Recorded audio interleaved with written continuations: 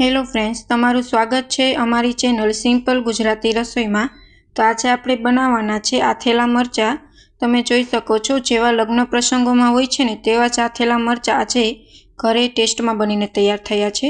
અને જો તમે બધી જ મારી ટિપ્સ અપનાવશો ને આથેલા મરચાં બનાવતી વખતે તો તમારા આથેલા મરચાં છે તે 3 મહિના સુધી ખરાબ નહીં થાય અને એકદમ ફ્રેશ અને ટેસ્ટ પણ સારો આવશે। તો ચાલો આપણે આથેલા મરચાં બનાવવાનું શરૂ કરીએ।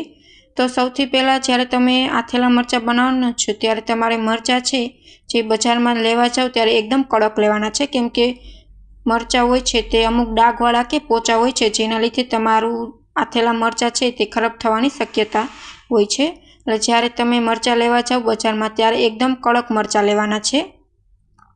આથેલા મરચાં છે તે અત્યારે શિયાળામાં સિઝન લાલ મરચાં આવતા હોય છે, તો હું અત્યારે લાલ મરચાંનું બનાવું છું। તમે કોઈ પણ લીલા મરચાં પણ લઈ શકો છો। તો અહીં મેં આવી રીતના કાપીને તૈયાર કરી લીધા છે। હવે આપણે આથેલા મરચાં બનાવવા માટે આપણે બોરો તૈયાર કરી લઈશું। તો સૌથી પહેલાં અહીં મેં રાઈનો બોરો અને ધાણાના પૂરિયા છે તે બંને મિક્સર જારમાં મેં ગ્રેન્ડ કરી લીધા છે, તમે જોઈ શકો છો। હવે આપણે તેમાં 2 મોટી ચમચી જેટલી વરિયાળી એડ કરવાની છે। વરિયાળી એડ કરવાથી જેવા લગ્ન પ્રસંગોમાં આથેલા મરચાંનો ટેસ્ટ આવે છે ને તેવો જ ઘરે આવે છે। હવે આપણે તેમાં 1 ચમચી હળદર, અડધી ચમચી હિંગ એડ કરી દઈશું।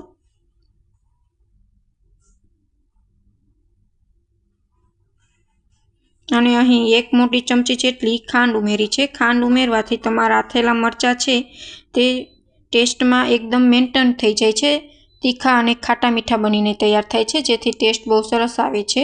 હવે આપણે સ્વાદ પ્રમાણે મીઠું એડ કરી દઈશું।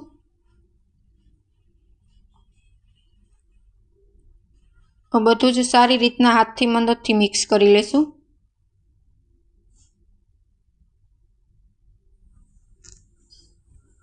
હવે અહીં મેં 1 બાઉલ જેટલું તેલ છે તે ગરમ કરીને સાઈડ પર રાખી દીધું છે। ગરમ તેલ એડ કરવાથી તમારા બધા જ જે મસાલા છે તે સરસ અંદર મિક્સ થઈ જાય છે।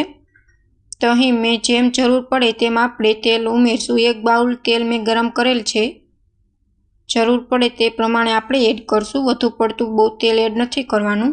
તો અહીં 4 મોટી ચમચી જેટલું મેં તેલ મિક્સ કર્યું છે। હવે બધું જ આપણે બોરામાં મિક્સ કરી દઈશું। જો જરૂર પડશે તો પાછું ઉપરથી આપણે તેલ છે તે એડ કરશું। હવે ચમચીની મદદથી આપણે બધું જ બોરો છે તે સરસ રીતના બનાવી લેશું। આથેલા મરચાંમાં તમારું બોરો છે તેનું જ મહત્વ હોય છે। જો તમારો બોરો છે તે સરસ ટેસ્ટમાં બને છે ને તો તમારા આથેલા મરચાં છે તે ખૂબ જ સરસ ટેસ્ટમાં બનીને તૈયાર થાય છે। અને જ્યારે તમે આથેલા મરચાં બનાવો ત્યારે બીજી વાત એ ધ્યાનમાં રાખવી કે તમે મરચાં લ્યો છો ને જે તે કડક લેવાના છે, જેથી તમારું અથાણું છે તે સરસ બનીને તૈયાર થશે અને ખરાબ પણ નહીં થાય। હવે બોરો છે તે સરસ રીતના મિક્સ થઈ ગયો છે। હવે આપણે ઉપરથી લીંબુનો રસ એડ કરી દઈશું। અહીં મેં 1 લીંબુનો રસ છે તે એડ કર્યો છે, કેમ કે મરચાંનું પ્રમાણ વધારે છે। 1 કિલો મરચાંનું અથાણું અત્યારે કરું છું। તમારે જો ઓછા મરચાં હોય તો તમારે લીંબુનો રસ સેજ ઓછો એડ કરવાનો, પણ 1 કિલો મરચાંમાં હું 1 લીંબુનો રસ એડ કરું છું।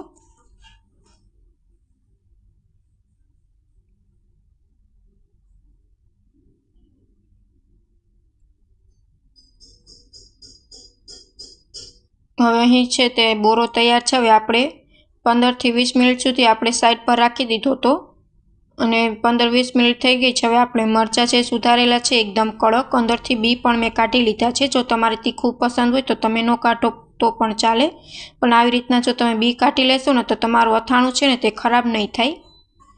તો આપણે અહીં સરસ આવી રીતના ફ્રેશ મરચાં કાપીને તૈયાર કરી લીધા છે, એકદમ લાંબી ચીરુમાં, એક પરફેક્ટ માપ સાથે। હવે બધું જ મરચાં આપણે બોરામાં એડ કરીને સારી રીતના મિક્સ કરી લેશું।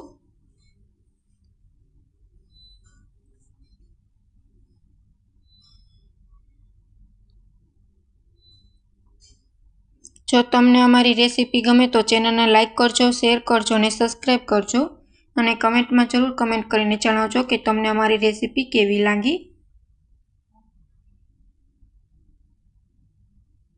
તો આપણા આથેલા મરચાં છે તે બનીને તૈયાર છે। જેવા લગ્ન પ્રસંગોમાં બને છે ને તેવા જ આથેલા મરચાં છે તે ઘરે બનીને તૈયાર થયા છે, તમે જોઈ શકો છો।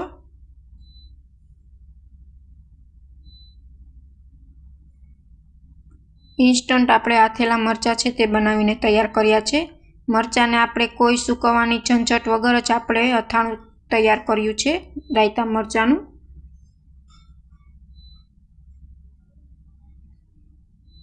તો સારી રીતના મેં બોળામાં છે તે મરચાં મિક્સ કરી દીધા છે અને તમે જોઈ શકો છો આપણા આથેલા મરચાં છે તે બનીને તૈયાર થઈ ગયા છે।